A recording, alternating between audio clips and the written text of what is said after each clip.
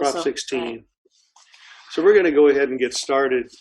We want to thank you all for joining us again in these weekly webinars, briefings, as we highlight different aspects of Proposition 16 and its negative impact, not just to the Chinese community, but to our system as we have that on the November ballot, have an opportunity to vote in favor of it or against it.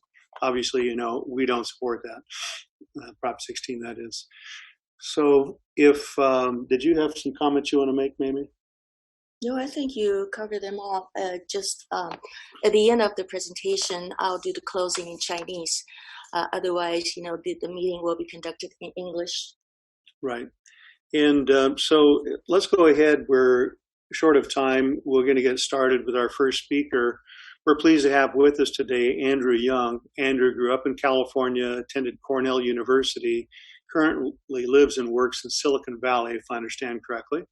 He speaks with us today on an important issue that's often difficult to talk about, specifically student suicide and how Proposition 16 on our November ballot will impact our Chinese students. Andrew, thanks for taking time to join us today. We welcome you. Thank you, Mr. and Mrs. Huff, for organizing this online meeting. Good afternoon, everyone. Your time is valuable. I dare not mince words. I would like this to be a dialogue, not a monologue. To that end, I will pause from time to time to listen to you and answer any question you may have. America is the land of opportunity, a country of immigrants, and a society by rule of law. Our Golden State is at a crossroads again. We may have lost connection. Andrew, you may need to, I don't know if you have bandwidth. I grew up in Palos, Verdes, went to Beverly Hills High School, graduated from Cornell, and worked at Cornell admissions. This is my 33rd year mentoring adolescents. Every Ivy League school has suicide every year. It was there before I arrived. It is still there today. However, since 1996, more than 60% of all suicides at Cornell come from 6% of the student population, Chinese. We in admissions know that the decisions we make directly impact suicide on campus. If UC implements affirmative action, more college-bound Chinese students will kill themselves. Your child is your most valuable possession. His or her present and future are worth everything in your power to secure and preserve. For their sake, you must register, vote, donate. Hey, Andrew, you may have some bandwidth issues there because you're cutting out again. Maybe turn off. America, your country of choice, and have made America your child's country of birth. Now I pause to listen to you and answer any question you may have. Hey, Andrew, while we're pausing, you've cut out a couple of times when you were talking about your education and also just a little bit ago. I'm wondering if you turn off your video, you seem to be having a bandwidth issue. So if you turn off your video, the audio should still come through okay. Certainly. Would this be better? Yeah, so far that's good. Hopefully. Okay, should I go back and cover what people cannot hear? Yeah, just talk a little bit about your education, and then sure. I think you just dropped out momentarily last time. So okay. I'm American of Chinese descent, third generation. I grew up in Palos Verdes, went to Beverly Hills High School, graduated from Cornell, and worked at Cornell admissions. This is my 33rd year mentoring adolescents. Every Ivy League school has suicide every year. It was there before I arrived. It is still there today. However, since 1996, more than 60% of all suicides at Cornell come from 6% of the student population, Chinese. We in admissions know that the decisions we make directly impact suicide on campus. If UC implements affirmative action, more college-bound Chinese students will kill themselves. Your child is your most valuable possession. His or her present and future are worth everything in your power to secure and preserve. For their sake, you must register, vote, donate, and volunteer if you're a U.S. citizen. Donate and volunteer if you're a U.S. permanent resident. Volunteer if you're neither a citizen nor a permanent resident, but are determined to make America your country of choice and have made America your child's country of birth. Expand on that, please. Sure. We need to think like the teenagers, those who are in high school today. They think differently. They have Chinese parents, but they're American kids. So to them, they're saying, I'm dead if I did this, and I'm dead if that happened. In other words, Prop 16, if it passes, affirmative action will shift admissions from Chinese to Latinos. So they don't see themselves attending or being admitted. And they think the pressure would increase on the home front, and the constant conflict will make them conclude impulsively life is not worth living. They have their own dreams, but they have other people's unfulfillable American dreams superimposed on them. So that's why they will make that impulsive conclusion. It's a permanent solution to a temporary problem. Does that answer your question? Yes. I have another follow-up question. Sure. So this is looking at qualified students, good students, cannot get into good schools because of, their immutable factors that they cannot change, such as their color skin color, and country of origin, their race. All those factors now play a role if Prop 16 passes.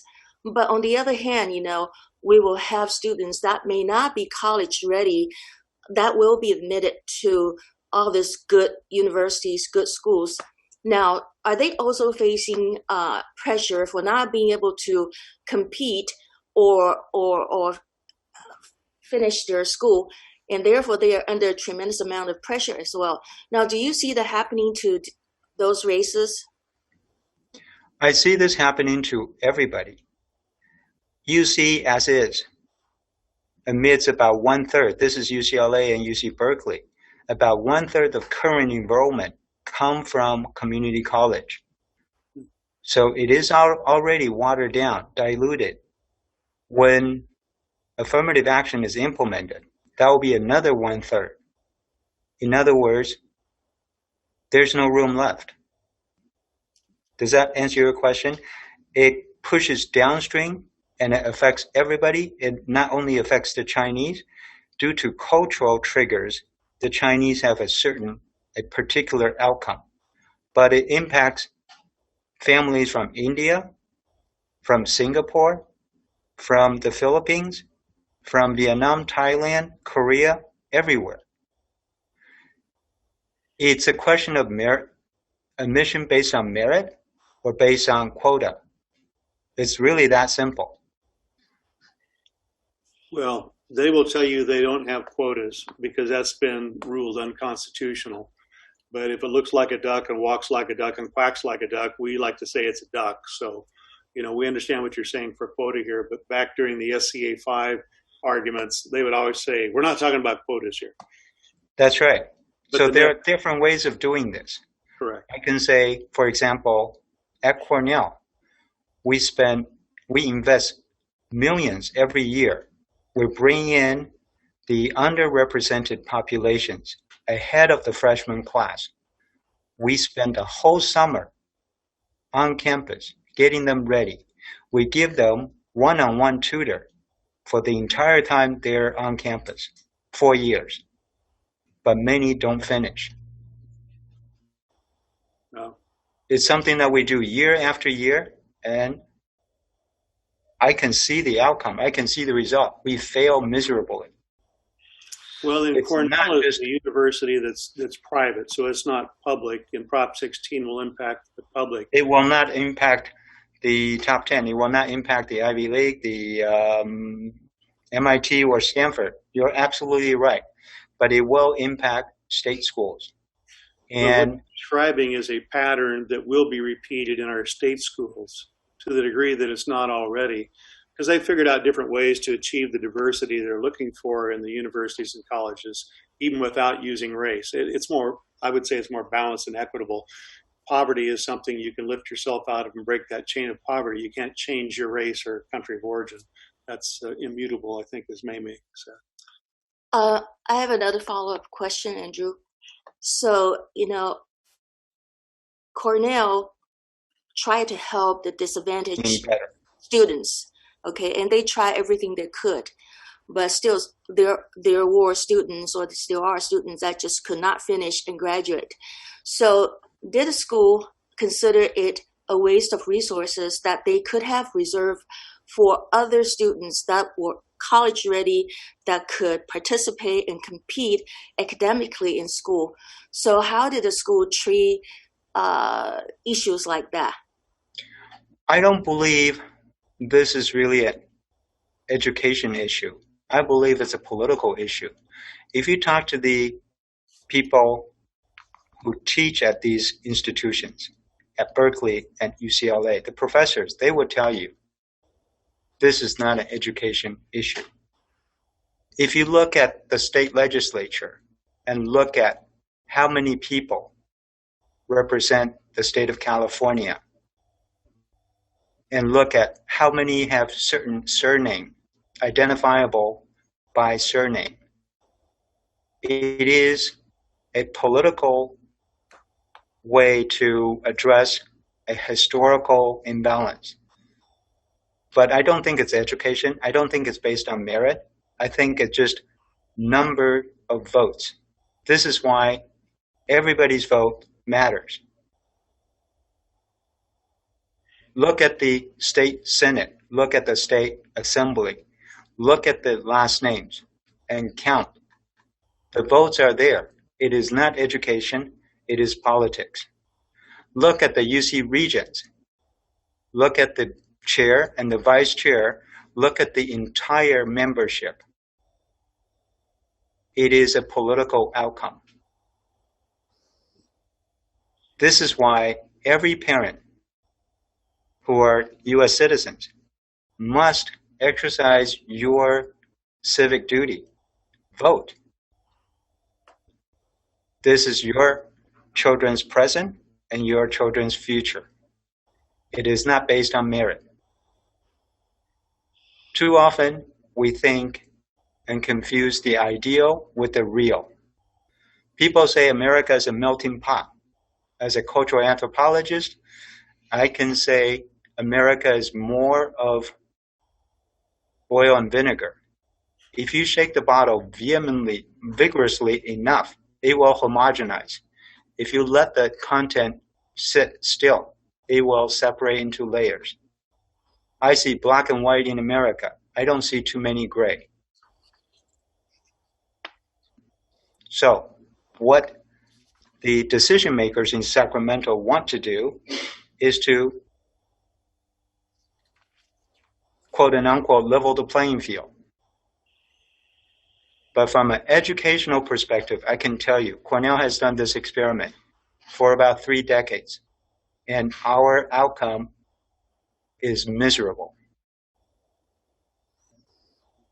But setting politics aside, just vote. This is why this call is focused on doing everything in your power to be heard.